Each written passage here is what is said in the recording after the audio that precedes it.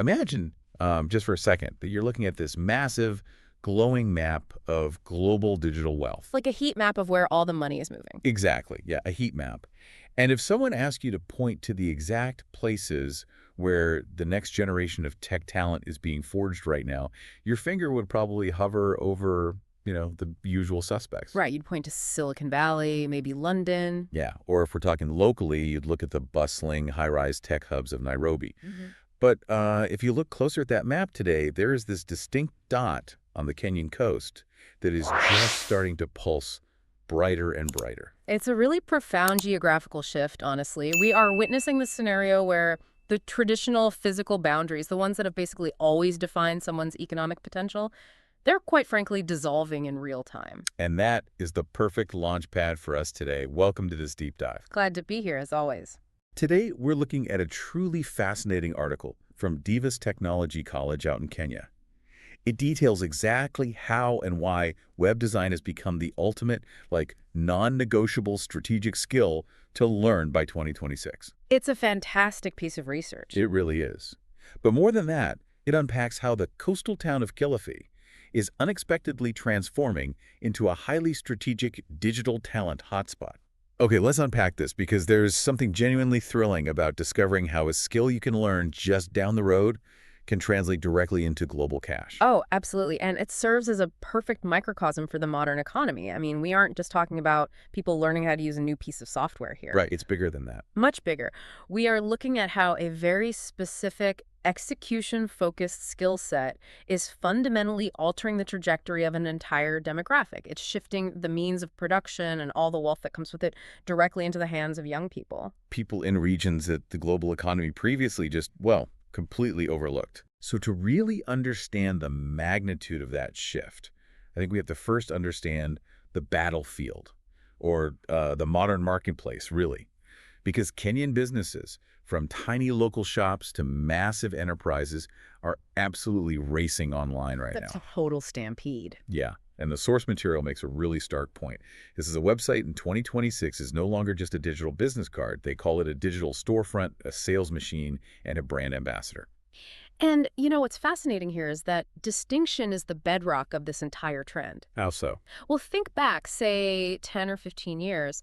A business might have had a website just to prove they were legitimate. Right, like a box to check. Exactly. It had a phone number, a generic About Us paragraph, maybe a grainy photo of the front office, and that was basically it. It was completely passive. Just sitting there. Just sitting there. But today, the Statista data cited in our source confirms that global digital transformation spending is just skyrocketing year over year. Websites are now the core capital investment for businesses of literally all sizes. Man, it reminds me of the first website I ever tried to build for a friend's small business years ago. Oh, yeah. How did that go? Well, I thought my only job was to make it look pretty. I treated it like a painting, A lot of people make that mistake. Yeah. But if a website isn't actively pulling in revenue, it's just a vanity project taking up server space. It's like setting up a beautiful high-end retail shop, but putting it in the middle of a desert where no one can even find the door. That's a really great way to look at it. The dusty billboard versus the active salesperson. Right. A pre-2026 website is a dusty billboard on a quiet highway. But the 2026 website, that's like having an active, charming, 24/7, top-tier salesperson working tirelessly for you. Exactly. So let me ask you this. Is the modern demand less about making things look pretty and more about creating an actual engine for business survival? Yes, 100%. The true value of web design in 2026 lies in the marriage of aesthetics and commercial strategy. It's about income stability, both for the business itself and for the designer building it. That makes a lot of sense. You can't have a high-converting sales machine if it looks terrible, right? Users will instantly bounce off the page because poor design just screams untrustworthy. Oh, for sure. If I click a link and it looks like it was built in 1998, I'm out immediately. Right. But, to your analogy, you also can't just have a beautiful digital painting that leaves the user completely confused about how to actually hand over their money. Right. Where's the checkout button? How do I actually buy the thing? Exactly. Yeah. So the designer is actually functioning as an economic strategist. Organizations desperately need designers who think commercially. They need conversion-focused layouts. They need mobile-first Oh, designs, mobile first is huge. especially in Kenya. The overwhelming majority of internet traffic is happening on a smartphone screen. If your site doesn't load flawlessly on a mobile device in under 3 seconds, that customer is gone. 3 seconds. Well, Yep. They need incredibly fast loading speeds because attention spans are so fractured, and they need it to be SEO ready, search engine optimized. wait, let me pause you right there because SEO is one of those buzzwords that just gets thrown around constantly. What does that actually mean in the context of a business surviving? Think of SEO as reverse engineering human curiosity. Ooh, I like that. When someone in Nairobi types best affordable graphic designer near me into Google, the algorithm isn't just looking for those exact words. It's crawling millions of sites looking for structural clues, loading speeds, and relevant content to deliver the perfect answer. It's hunting for the best experience. Right, so a designer who understands SEO is structuring the website's very skeleton so that Google immediately recognizes it as the most valuable answer to the customer's question. If you don't build that into the site from day one, your beautiful website is basically invisible. Wow. So by mastering those specific mechanics, the speed, the mobile layout, the SEO, the designer directly ties themselves to the revenue generation of the business. Which is exactly why the source emphasizes that web design skills equal income stability. If you are the person who builds and maintains the engine that brings a business its daily cash flow, you are the absolute last person they will ever cut from their budget. Okay, that makes total sense. The demand for these digital sales machines is massive. But that kind of brings us to the geography of it all. Right, the where. Yeah. If businesses worldwide desperately need these strategists, where is this talent actually brewing? Which leads us back to that glowing dot on the map we talked about. Kilifi. It's a location that fundamentally challenges all our outdated assumptions about where innovation actually happens. Here's where it gets really interesting. Because historically, if you were a smart, ambitious young person in a coastal town, the narrative was always exactly the same. You have to leave. Exactly. You have to pack your bags, endure the insane high rent of Nairobi, or try to get to London or Silicon Valley to make real money in tech. But doesn't this completely flip the traditional script on the brain drain? Oh, completely. I mean, you can literally sit near the beach in Kilifi and earn in US dollars. And if we connect this to the bigger picture, it comes down to a perfect storm of local advantages. The baseline requirement, reliable internet access, has improved dramatically in Kilifi. Plus, you have a large young demographic there that is incredibly hungry for economic mobility. But the real magic, the thing that makes it a hotspot, is the mathematical margin. The margin? What do you mean? The cost of training and the cost of daily living in Kilifi are significantly lower than in a major urban tech hub. This leads to a massive return on investment, or ROI. Ah, I see. So if your baseline living expenses are low, but your earning potential is pegged to a global standard, your personal profit margin is just huge. Exactly. This is the whole concept of location independence. It is true digital leverage. A web designer in Kilifi can sit in a local cafe, keep their living expenses very manageable, stay deeply embedded in their own culture and community, and simultaneously service a high-paying client in New York who's paying in US dollars. There's a great quote from the Divas College article that perfectly captures this. It says, web design doesn't ask where you're from. It asks what you can build. It's the ultimate meritocracy. It really is. It's almost comical when you picture it. You could literally be sitting near the pristine beaches of the Kenyan coast, sipping a coffee, while putting out a digital file for some stressed-out corporate client trapped in a gray cubicle somewhere in Europe. It is deeply ironic, yeah. But it's also just the new reality of digital labor. You are exporting your high-value skills without ever having to export yourself. That's powerful. The infrastructure has finally caught up to the ambition of the youth in these regions, and it's allowing them to capture global wealth and bring it directly back to their local economy. But, I want to talk about the listener for a second. Yeah. Because if you are listening to this right now, you might be thinking, well, this sounds amazing for a tech genius, but I don't even know how to reset my Wi-Fi router. Right, the intimidation factor. Yeah. I could never build a digital sales machine.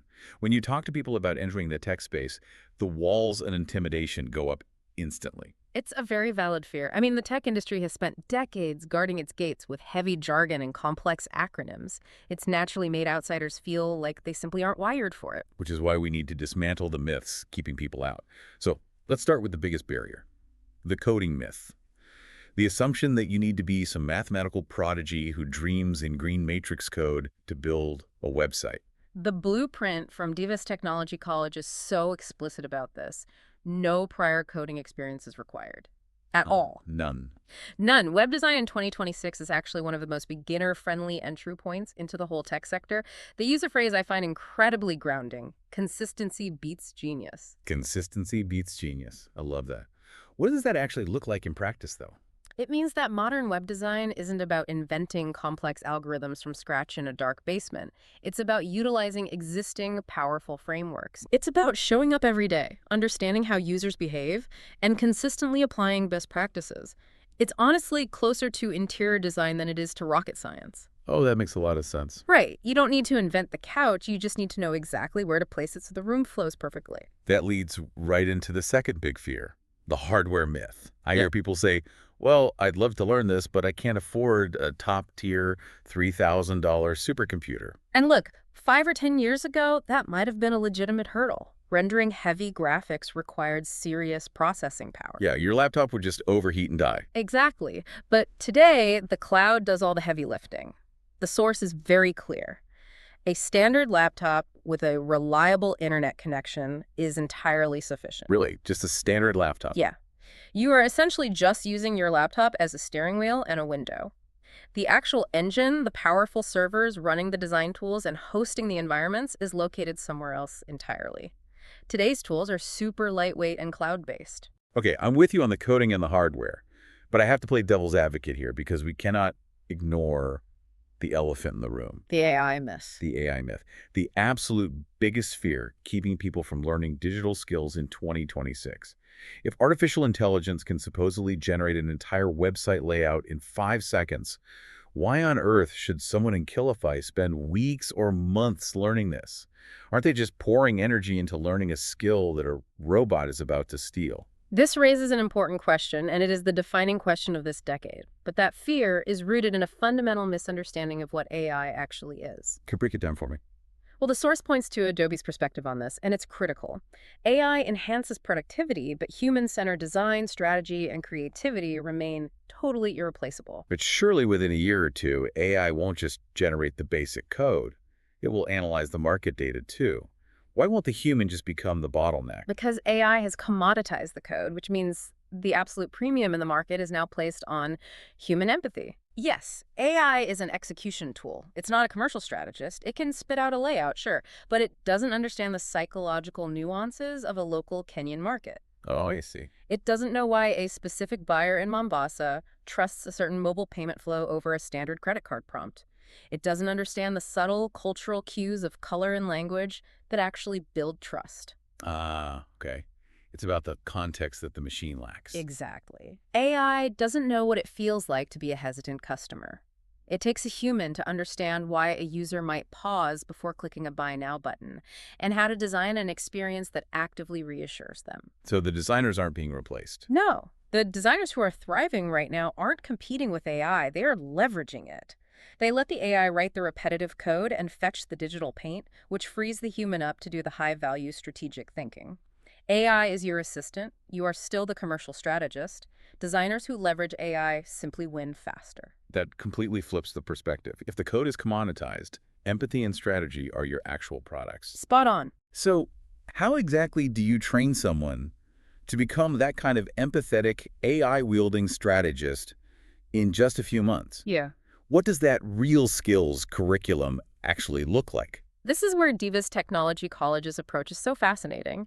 Their entire philosophy is grounded in their motto, real skills, real cash, real transformation. I like the sound of that. Right. They completely bypass the traditional theory-heavy 4-year degree model. Yeah, where you memorize textbooks for years and then graduate just hoping someone will teach you how the real world actually works. Exactly. Their curriculum is relentlessly execution-focused. They start students immediately on UI/UX fundamentals, user interface, and user experience. Okay, let me try an analogy here to make sure I'm grasping the practical application of UI/UX. Go for it.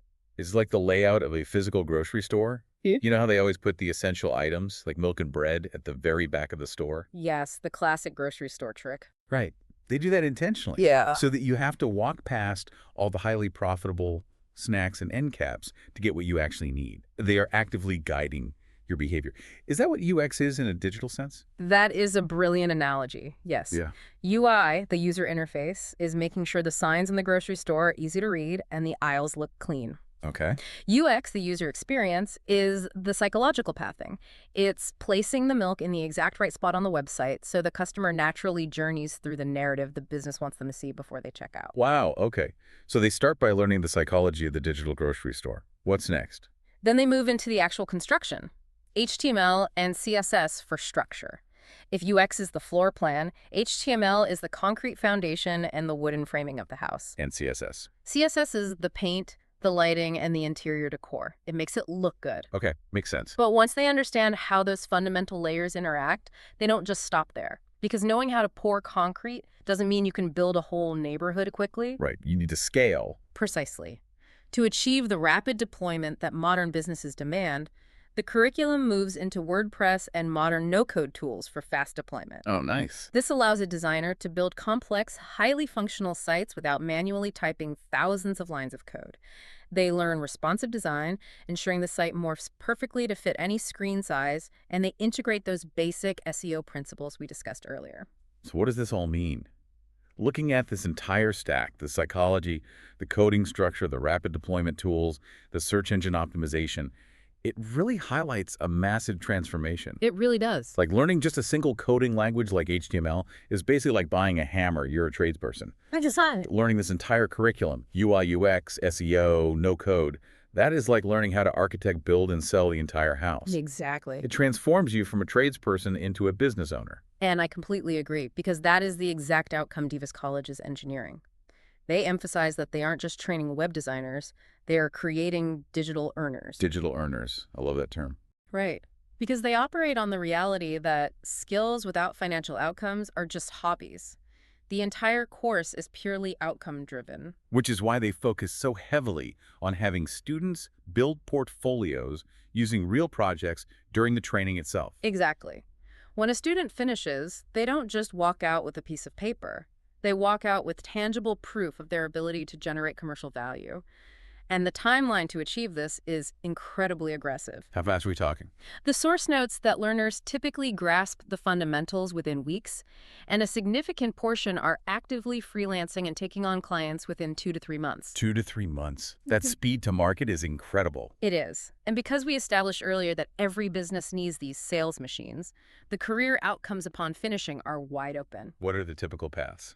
The article outlines several routes. You can launch immediately as a freelance web designer, you could step into a front-end developer role, you could become a digital agency partner, or even become an entrepreneur offering comprehensive web services to local businesses. That's a lot of options. It is. And it's worth noting the broader market validation here, too. Upwork, which is one of the largest global freelance marketplaces, consistently ranks web design as a top freelance skill globally. So the demand isn't just a temporary spike. Not at all. It is a permanent structural shift in how commerce operates. Which really brings us to our final takeaway for you today. The absolute bottom line of everything we've explored. This entire shift, learning these specific skills, by 2026, from places like Kilifi, is about one thing: achieving digital leverage. It is about recognizing that the rules of the game have been rewritten. Earning potential is no longer dictated by your physical zip code. It is dictated by your ability to solve digital problems. Exactly. And the call to action that the Divas College Blueprint issues is profoundly motivational. It's a people-first message directly to the youth in Kilifi, but really it applies to you listening right now if you want to reclaim your economic agency. It's time to shift gears. It is time to stop just consuming the internet. Stop spending hours scrolling, stop just watching videos, and start building it. Because in 2026, opportunity is not going to politely knock on your front door. It is going to load in a browser. It requires a fundamental mental shift from being a passive consumer of technology to becoming an active architect of your own digital future. And the beauty of this is that the barrier to entry has never been lower. If you are ready to take that next step to become a true digital earner, the resources are sitting right there. Divas Technology College is highly accessible. You can reach out to them directly right now. What's the best way to reach them? You can call or WhatsApp them at 0115-690-990. Let me repeat that. 0115-690-990. 990. And if you're the kind of person who learns best with face-to-face support, you can walk right into their physical location. They're at Kiboni on Charwalmai Road, right in Kilifi. It is an invaluable resource to have localized access to global training like that. And, as we conclude, there is a fascinating secondary implication to all of this that I'd love for you to ponder on your own. Oh, what's that? Well, we've spent this entire time focused on individual economic transformation, right? But think about the macro effect. If geography is truly no longer a barrier to earning global digital wealth, how will the physical communities and local economies of coastal towns like Kilifi fundamentally evolve over the next decade? Wow. What happens to the local infrastructure when a whole generation of youth suddenly become high-earning, globally connected digital citizens? The ripple effects are just staggering to think about. When the youth level up, the entire community inevitably levels up with them. It's a thrilling evolution to watch unfold. Thank you so much for joining us on this deep dive. Keep questioning the world around you, keep learning, and most importantly, keep building.